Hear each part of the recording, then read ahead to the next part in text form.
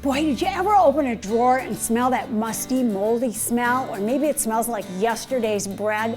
Well, there's an easy way to get that smell out. All you're gonna need is a bowl, some white bread, and yes, it has to be white bread, and some white vinegar. Put the bread in the bowl, pour about a half cup of white vinegar over it. Put that in the drawer, close the drawer, walk away for 24 hours.